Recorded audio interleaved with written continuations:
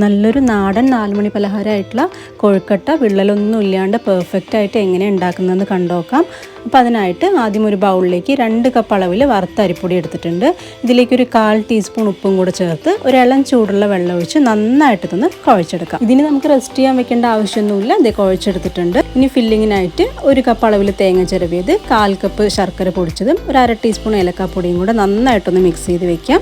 ഇനി നമ്മുടെ മാവിൽ നിന്ന് ഒരു ചെറിയ ഉരുള കയ്യിലെടുത്ത് ഇതുപോലൊന്ന് ഉരുട്ടിയ ശേഷം കയ്യിലേക്കൊന്ന് പ്രസ് ചെയ്ത് കൊടുത്ത് നടുവ് ഫില്ലിങ്ങും കൂടെ വെച്ച് എല്ലാ സൈഡും ഇതുപോലെ ഒന്ന് പ്രസ് ചെയ്ത് ഒട്ടിച്ചതിന് ശേഷം നമുക്ക് ബോളാക്കി ഉരുട്ടിയെടുക്കാം. അപ്പോൾ ഇത്രയേ ഉള്ളൂ ഷേപ്പ് ചെയ്യാനായിട്ട്. അപ്പോൾ ഇതുപോലെ ഞാൻ എല്ലാം ഒന്ന് ഷേപ്പ് ചെയ്തെടുത്തിട്ടുണ്ട്. ഇനി ഒരു പാത്രത്തിൽ വെള്ളം തിളപ്പിക്കാൻ വെച്ച് തിളച്ച് തുടങ്ങുമ്പം ഈ ഒരു തട്ട് അതിലേക്ക് ഇറക്കി വെച്ച് നമുക്കൊരു 10 മിനിറ്റ് മീഡിയം ഫ്ലെയിമിലിട്ടിട്ടൊന്ന് സ്റ്റീം ചെയ്തെടുക്കാം. അങ്ങനെ നല്ല ടേസ്റ്റി ആയിട്ടുള്ള നമ്മുടെ കോഴിക്കട്ട റെഡി ആയിട്ടുണ്ട്. ഒട്ടും പൊട്ടലോ വിള്ളലോ ഒന്നും ഇല്ലാണ്ട് നല്ല പെർഫെക്റ്റ് ആയിട്ട് തന്നെ കിട്ടിയിട്ടുണ്ട്. ഇതേ ഉൾവശവും നന്നായിട്ട് കുക്കായിട്ടുണ്ട്. അപ്പോൾ തീർച്ചയായും ട്രൈ ചെയ്യണേ.